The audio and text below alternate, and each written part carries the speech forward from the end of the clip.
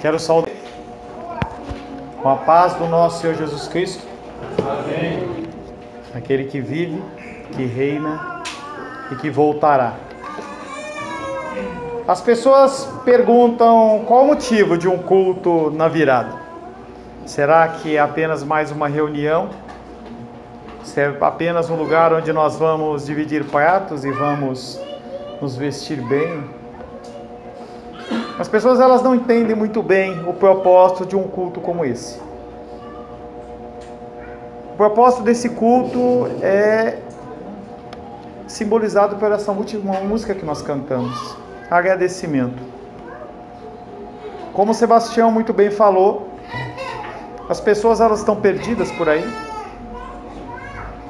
estão sem esperança, depositando a sua confiança em camisas brancas, em sopas de lentilha, em velas, em oferendas. Frases feitas têm sido faladas, campanhas da vitória. E se você tem um pouco mais de cristianismo, você sabe muito bem que ano vira ano, e a situação ela continua a mesma. Porque as pessoas prometem, não se cumprem. Alguns confiam na cena da virada. Mas será que a nossa confiança tem que estar aonde? O culto da virada, esse culto que nós fazemos, ele tem o objetivo de agradecer a Deus. Agradecer a Deus porque até aqui o Senhor tem nos ajudado. Independente da luta e dificuldade que você passou, você está aqui. E isso é um privilégio de Deus. Glória a Deus. Seja no campo da saúde, seja no campo das finanças, moradia, qualquer coisa. Se você está aqui, é porque de alguma maneira você não morreu na praia. E isso é motivo de gratidão. E nós aproveitamos para pedir que o Senhor possa graciosamente, porque Ele não tem obrigação nenhuma. Algumas pessoas acham que Deus tem obrigação. Deus não tem obrigação de nada. Ele é soberano, Ele é o Todo-Poderoso e Ele faz o que Ele quer e como Ele quer. Pedir a Ele que Ele possa estender esta graça para esse ano que se inicia. Sem a graça dEle, você vai ser contado com os milhares e milhões de pessoas que estão perdidas por aí e talvez você não chegue ao final de 2020. A palavra de hoje, ela está baseada no Salmo 125. Você que tem a sua Bíblia, eu quero convidar você a abrir a Bíblia. Quem gosta quando eu falo de Salmos é o Felipe.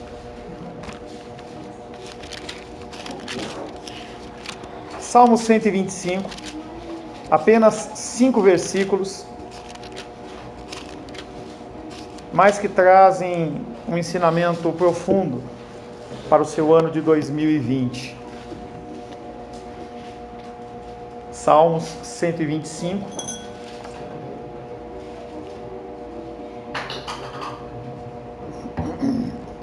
Assim diz a palavra de Deus: os que confiam no Senhor são como o monte Sião, que não se abala, firme para sempre. Como em redor de Jerusalém estão os montes, assim o Senhor em derredor do seu povo, desde agora e para sempre. O cetro dos ímpios não permanecerá sob a sorte dos justos, para que o justo não estenda a mão à iniquidade. Faze o bem, Senhor, aos bons e aos retos de coração. Quanto aos que se desviam para sendas tortuosas, levá-los-á o Senhor, juntamente com os malfeitores, paz sobre Israel. Palavra do Senhor, amém? Senhor, em nome de Jesus, lemos mais uma vez a Tua palavra. A Tua palavra que é viva e eficaz. A Tua palavra, Pai querido, que nos fortalece. A Tua palavra que é luz para os nossos pés, lâmpada para os nossos caminhos, Pai. O Senhor é que nos guia. Não há como, Pai querido, nós termos, como o Teu Filho falou, uma fé duplicada, triplicada, quintuplicada, se nós não tivermos conhecimento da Tua palavra. Nós precisamos nos dedicar mais à leitura da Tua palavra. As ocupações do dia a dia têm roubado este tempo e nós temos permitido. Temos permitido, Pai, nos ocupar das coisas urgentes ao invés das coisas mais importantes. Que nesta noite, Pai, o Senhor possa trazer um recado aos nossos corações. Mais uma vez peço, Pai, que derrame sobre mim da Tua graça. Que não permita, Senhor, que eu venha expor o meu coração, a minha vontade, mas venha dar um recado santo ao coração dos meus irmãos e das minhas irmãs, em nome de Jesus. Amém. Salmo 125, o título da palavra de hoje é a segurança daquele que confia em Deus. Não há outro lugar para você confiar. Você pode ter uma boa aposentadoria. Você pode ter um emprego público que é garantido. Mas isso não vale nada. De uma hora para outra as coisas podem mudar e você está em pé e no outro dia você está caído. Por vários anos, por todos os anos da nossa igreja, minha titia estava aqui. Esse ano, pelo primeiro ano, ela não conseguiu estar aqui. A saúde não permitiu. Então nós temos que viver com intensidade os nossos dias, para que nós não venhamos a lamentar depois. Mas a nossa confiança tem que ter no Senhor. Não confie em presidentes. Não confie em partidos políticos, nem em casamentos, nem em planos de saúde, nem nada disso. E é muito bom você ter essas coisas. Mas não confie nisso. Aquele que está ao seu lado, seja pai, mãe, filho, irmão, cônjuge, ele é um pecador e não tem nada para te oferecer. Ele só pode te decepcionar. E as pessoas ainda continuam achando que elas casam para ser felizes, e a decepção, ela vem muitas vezes nos primeiros meses, porque não acontece o que é esperado. Um grande problema que nós temos na língua portuguesa é que nós não conhecemos o gênero do que nós estamos lendo. Então você lê um livro de Machado de Assis como se estivesse lendo um livro de ficção científica, de Jornada nas Estrelas, como você lê a revista Caras, como você lê a Bíblia, como você lê qualquer coisa, e não é assim que funciona. Cada livro tem uma característica específica e você tem que saber o que é que está acontecendo, o que está se falando naquilo. Se você lê um salmo como esse, sem saber o que está acontecendo no contexto, você não entende. Você pode deduzir o que você quer. Como os cantos à cidade de Jerusalém podem tratar de temas diversos, a primeira parte do salmo é uma oração de confiança. A primeira coisa que ele fala é: eu confio no Senhor. Eu confio no meu Deus. E a segunda parte ele vem fazendo um apelo, falando: Deus, dá a paga para as pessoas segundo a tua vontade, não segundo a minha justiça, mas segundo a tua vontade. E aí o salmista ele confia na ação de Deus, e ele não espera que ele haja, ou que a justiça haja, mas ele confia em Deus. Esse salmo se fala de dificuldade. Situações ocorrem fora do controle, não há recursos, não há soluções humanas, apenas a confiança no Altíssimo. Você vai ver que no centro desse salmo está Deus. No centro desse salmo está Deus. No centro desse templo está Deus. No centro dessa cidade está Deus. E em volta dessa cidade está Deus. Esta é a confiança que eu e você podemos ter para 2020. Em meio às dificuldades, o salmista exorta a confiar no Senhor. É só isso que você pode fazer. O primeiro versículo que nós vamos meditar é o versículo 1, que diz: os que confiam no Senhor são como o monte Sião. Apesar da música estar escrito monte de Sião, Sião não é dono de nada. Colocaram o D lá só para ficar bonitinho na música, mas é o monte Sião. O nome do monte é Sião, que não se abala e ele é firme para sempre. Nós vivemos dias maus, a família está sob ataque. Cada vez mais o núcleo familiar ele está sendo deslocado para condições, para pensamentos e ideologias. A igreja está também sob ataque. A igreja do passado ela foi preservada por Deus. E ela vai continuar sendo preservada por Deus. A palavra de Deus diz que mesmo que o inferno se levante, ele não pode contra a igreja. E não é a igreja cristã semente de vida, presbiteriana, batista. Ele está falando de você. Nós somos o Israel de Deus. Ele preserva nossas vidas. Ele nos livra do laço do passarinheiro, da peste perniciosa. Ele nos dá força e vigor. Eu recebo mensagens diversas. A Lourdinha hoje estava falando das dificuldades dela. Conseguiu romper. A Diane conseguiu romper. Quantos meses a Diane não consegue vir? E eu vou visitá-la, não com a frequência que ela merecia, mas quando eu converso com ela, ela relata as dificuldades que ela tem. Nós só podemos confiar no Senhor. Diane não pode confiar em mim. Ela só confia no Senhor. Quando a igreja é descrita por meio de figuras que retratam a situação da cidade de Jerusalém, o desígnio do profeta é encorajar cada um dos fiéis a crer que possui uma segurança. Há um selo sobre a sua vida. O Senhor, Ele falou assim: todos aqueles que o Pai me der, eu de maneira nenhuma lanço fora. Mesmo que você queira sair, Deus não permite. Ele cuida de você. É importante saber que sempre Deus fala a todo o seu povo como um corpo. E Ele fala do corpo, mas Ele fala também como indivíduo. E às vezes as pessoas olham essas promessas e acham que essas promessas elas estão longe demais, e elas não estão.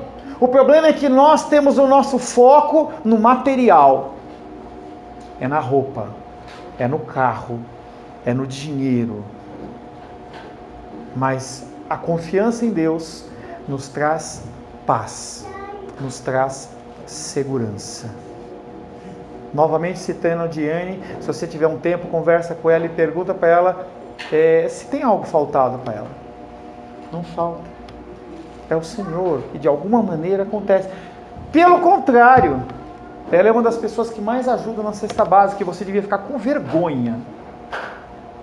Porque ela pega da cestinha básica dela que ela recebe e ela separa. E eu falo semana após semana para você: ajuda a alimentar a pessoa da favela. Você come, toma café, almoça, janta e não lembra de ninguém.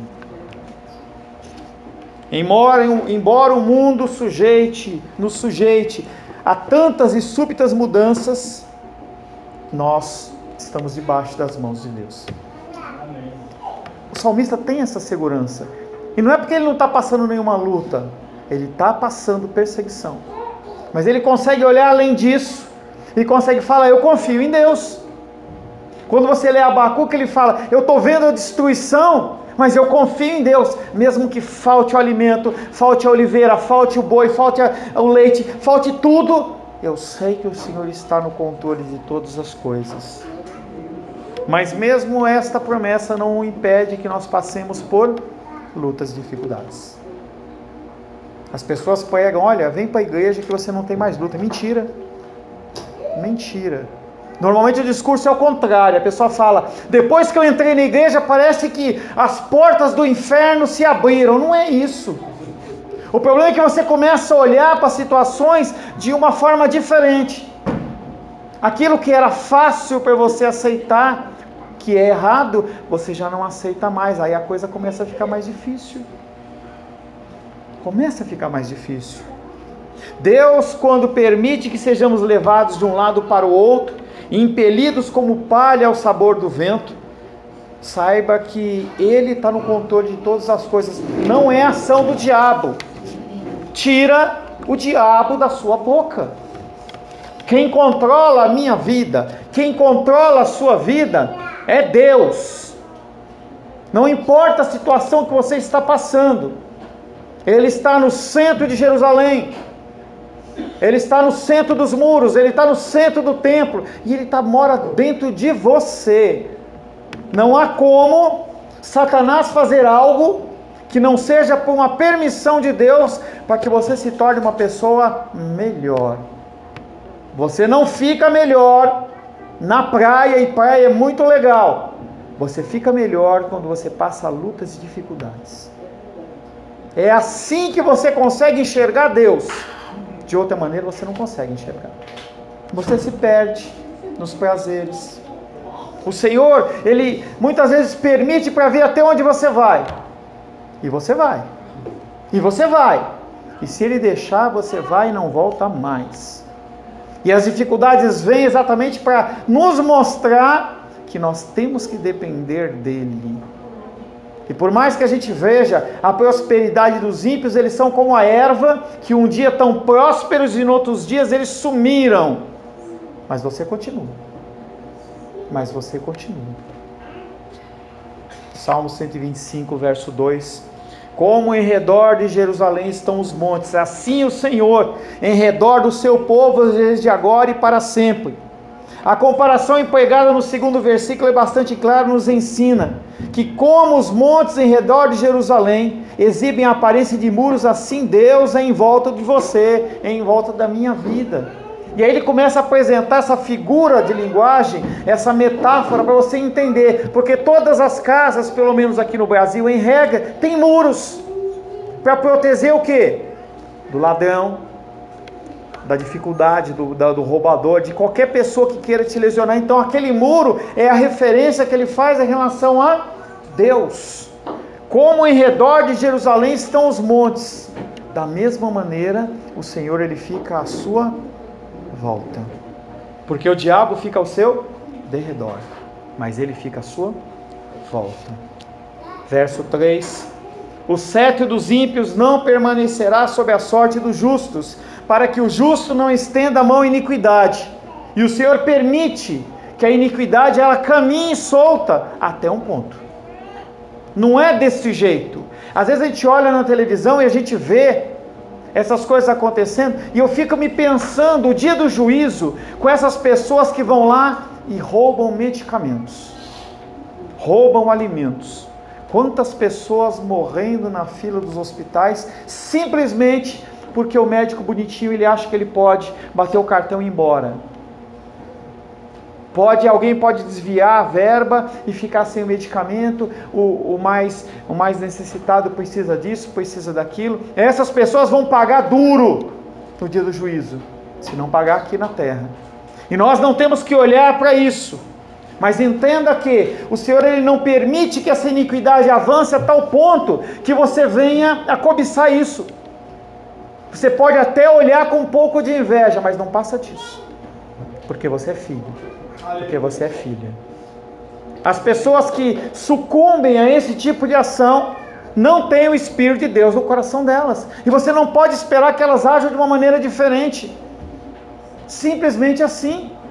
Seja no funcionalismo público, seja na escola. Nós temos bastante jovens aqui. Na escola, as pessoas elas têm toda sorte de coisas que são oferecidas nas faculdades, mas aqueles que são filhos não chegam naquele limite, porque o Senhor não deixa. Porque se Ele deixar, você estende a mão e você toma daquele cetro do ímpio para você, porque a nossa carne deseja e anseia isso. Nós queremos isso. Você não é melhor do que ninguém aqui no mundo. A diferença é, sobre a sua vida existe Deus. Aleluia. Por mais vigoroso que seja o temor de Deus em nosso coração, no meu coração, no seu coração, devemos ter sempre em mente que não somos dotados da força adequada para suportar até o fim.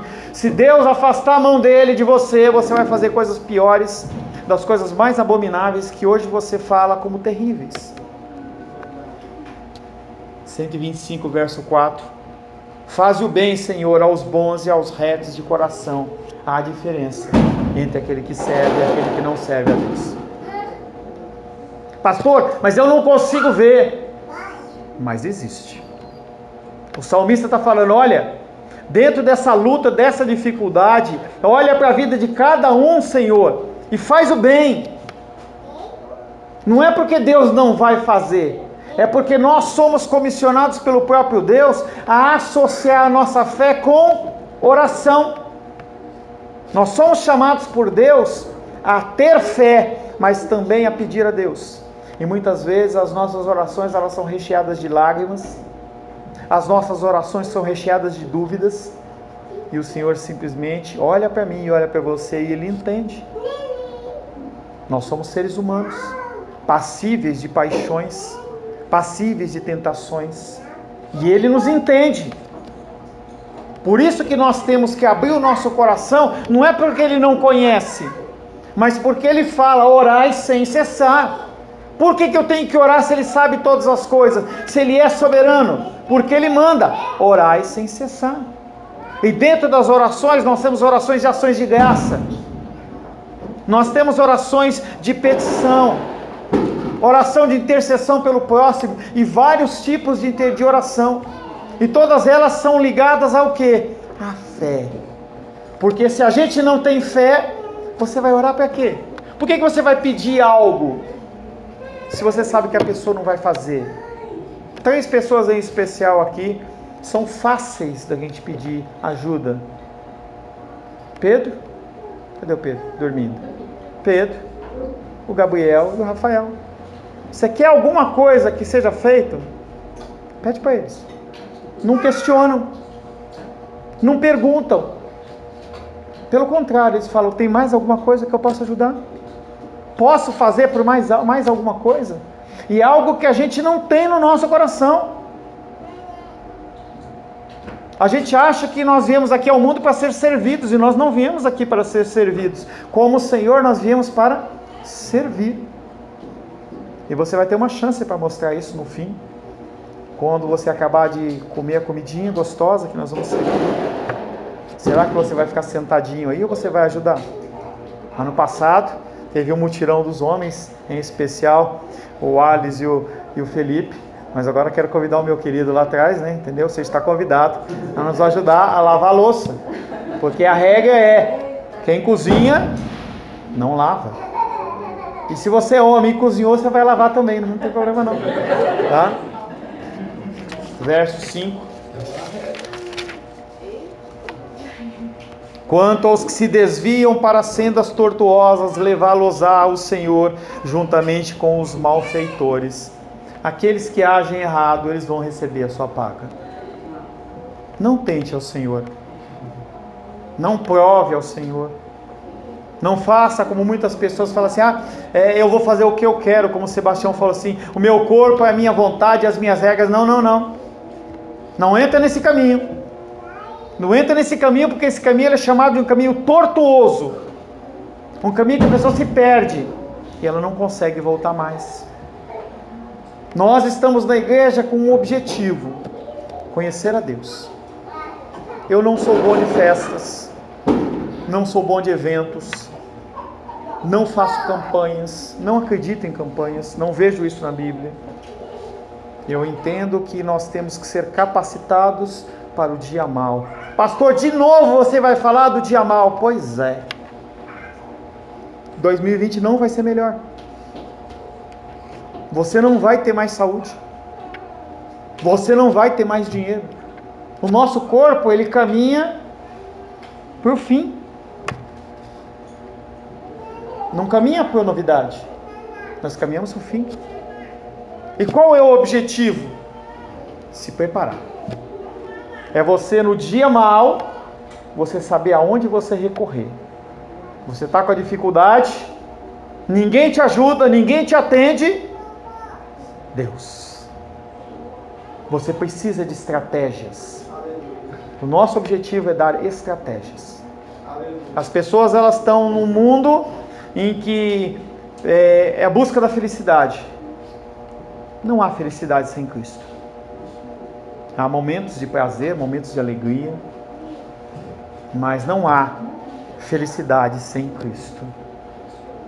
Pastor, o que tiro desse Salmo 125? Se você é filho, se você é filha, independente do que venha acontecer com você, Deus é contigo. Glória a Deus. Morreu, vai encontrar com o Senhor. Não morreu, Deus dá o escape. Nós poderíamos ficar a noite inteira agora, se eu desse a oportunidade, para você começar a relembrar as coisas que Deus concedeu a você. Quantos por cento da população mundial vive como você vive? Será que chega a 5%? Pessoas que hoje estão felizes em comer um bolinho de água e barro. E está feliz. E nós temos toda sorte de bênção. Vivemos num país maravilhoso chamado Brasil, em que tudo que você planta dá. Emprego, as pessoas conseguem. Se você tiver o mínimo de ocupação, de decisão, você arranja alguma coisa para você fazer. Toda sorte de coisas, toda sorte de forma.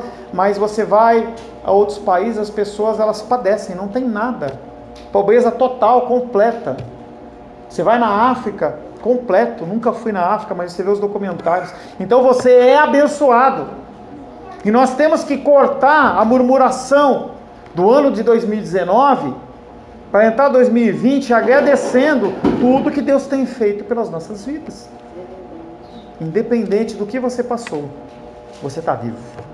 Glória a Deus. Você está vivo. E Deus está contigo. Amém.